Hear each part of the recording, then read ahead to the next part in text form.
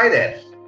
Applying to a university abroad is actually a very holistic process. You need to showcase the entirety of your personal and professional experiences. And the statement of purpose is one that sort of documents this very nicely. And it's also one of the most important essay questions on your application form. So in this video, I'm going to talk about how to write a good, impactful statement of purpose.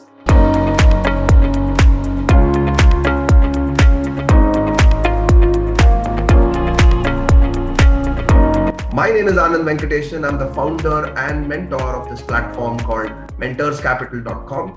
Our firm belief is that mentors who've actually done and gone through the same journey as you intend to go through can really, give you advice that is very personalized and very impactful to your admission journey, and hopefully will help you get into your dream university or program abroad. All right, let's get started with our agenda for today. I'm going to tell you how to write a good statement of purpose. But before we do talk about that, I think it's quite apt that mentorship, right, is very critical, especially at the stage of writing your statement of purpose. Remember that a statement of purpose actually should take into account all your professional experiences, and this typically can actually be clear if you speak to mentors and understand what they did when they applied to that university and what helped them succeed, right? So do consider visiting our website. Check out the link in the description, and if you have any queries, do write into us and we'll make sure that all your queries are answered. All right. What are the key ingredients of a good statement of purpose? Well, there are many, but if I want to sort of structure this out, I'll say the first and foremost question that you're looking to answer in the statement of purpose is what are your career goals, right? Be as clear as possible about your career goals. You might need to conduct a lot of research about the job roles that you seek, the kind of requirements that these job roles come with, and most of the times a simple LinkedIn search will tell you that the role that you seek actually requires a master's or an MBA, and that should tell you that the career goal that you aspire for will actually lead you into what kind of firms and what kind of roles, right? So a very good statement of purpose will always have a very precise career goal. Remember to also break it down into long-term and short-term, which means you want to think about where you will be in 3 years, right? Maybe after a 2-year program and a couple of years of work experience, what do you expect to be doing at that stage of your career? And then take a longer sort of view of the same question. What would you be doing 7 to 10 years down the line? And how would the MBA, the master's program that you study, how will that lead you to the achieve your short-term career goals, and eventually also take you on a roadmap to achieve your long-term career goals, right? So that's a very critical aspect of your statement of purpose.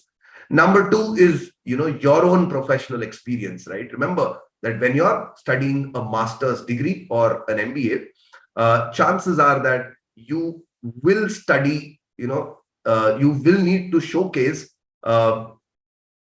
what in your professional capacity, academics and professional capacity are your skills in that domain, right? Let's say you're going for a master's in business analytics, right? I think the one question you want to answer is, why am I suited to study a program in business analytics? What kind of coursework have I done in my undergraduate degree, as well as during the work experience that I've gained, that propel me in that direction, right? So your personal and professional experience that sort of inclines you towards the career choice that you've made should be very clearly spelled out.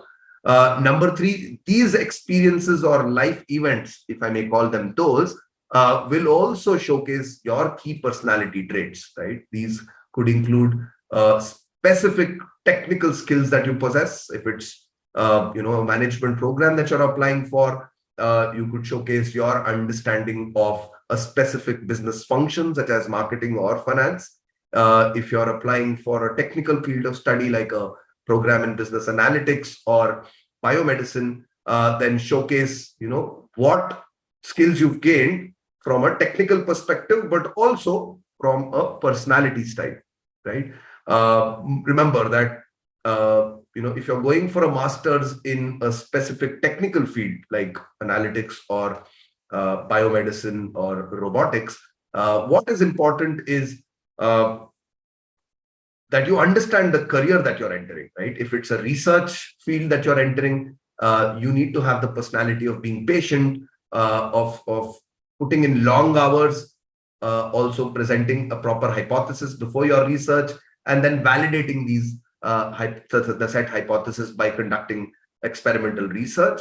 At the other end, what if you're going in for a management program? Then I think a very important personal trait that you need to possess is a strong, is a clear ability to communicate with stakeholders of the business, with members of your team, and also, have the kind of, personality that motivates and inspires people to go out of their, comfort zone and give their all, right? So these are personality traits that you could possess that showcase your ability to lead, teams and organizations into the future, right?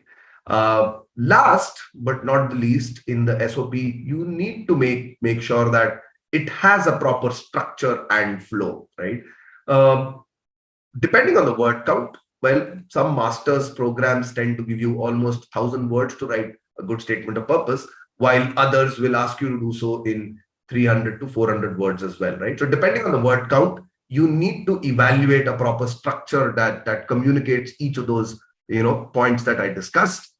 Maybe you could consider, coming up with a proper introductory paragraph detailing why you are interested in the program that you apply for, and why you are a good fit. The second paragraph could probably consider talking about your most recent experiences. Remember, the statement of purpose should actually focus on your recent experiences and less focus on, your very, very past experiences, maybe in school. So make sure that you start with your current engagement, whether it's a course of study that you're in, or if it's, a job that you're doing. Talk about your job, talk about, important highlights of your role, as well as accomplishments that, you've achieved. What makes you stand out from other peers at your workplace or in your school or college. Highlight in the next paragraph why you believe that your personality and your skills are suited to the program of study and a future career in that particular domain. And finally, make sure that you conclude right in the very end, with a very, very clear, sort of communication on why you fit with the school's ethos, why, you would fit in with the kind of value system that the university seeks to instill in their students, right? And this sort of closes out the structure of your statement of purpose. Some things that you should be aware of when you write a good statement of purpose is that, number one, if you step back from your statement of purpose and evaluate it, ask yourself, is my essay specific to my experience, right? Most statement of purpose, that people write, that students write, tend to be very, very generic, tend to be very, very templated. Remember that there's enough and more information available on the internet about, how to write a good statement of purpose. But very few of them tell you to actually personalize it, right? And I would suggest that this is probably the most important thing in your SOP. The fact that it is unique, the fact that it paints you in good light and brings out the best of your experiences is probably going to be critical to your chances, right? Number two, make sure that you anticipate questions that might be asked when somebody reads your statement of purpose, right? And make sure that you do your research and are able to answer all these questions at the point of writing the statement of purpose, right? You don't want to write something that you cannot defend later on in an interview. And at the same time, you also want to showcase your research, right? Your inclination to, for a future career and to conduct research and or maybe to work in a particular field could actually be very, very clearly communicated by the kind of research that you do, right? Speaking to 4 or 5 people from the university that you hope to, join, speaking to 2, 3, professionals from the field that you wish to enter, conducting your research online. There are plenty of sources today online that can give you a lot of information about the career that you choose, the career paths that can be expected in a particular field, and the kind of opportunities that are available in the university or the school that you wish to attend. So do conduct your research and make sure that you present these as findings in your statement of purpose. And finally, and I think this is also a point which is quite obvious, but inherently people tend to ignore it.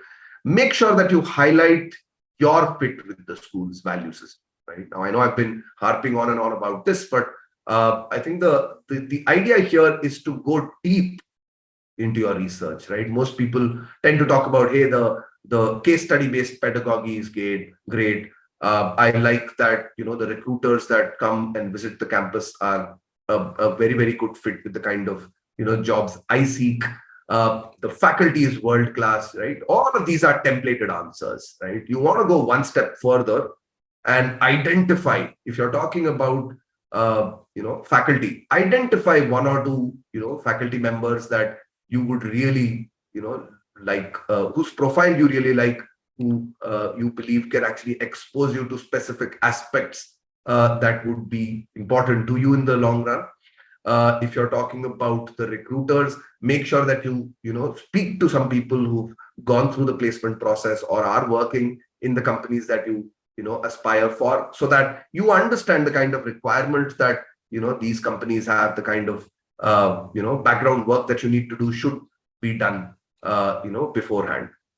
So highlight your fit with the school, identify specific aspects of the curriculum, about the course structure, about the kind of faculty members that are available, and the other initiatives that the university or the program indulges in, and highlight your fit and your how much you look forward to those specific aspects of the program, and this could go a long way in convincing the admission committees that you deserve to be given a chance, right?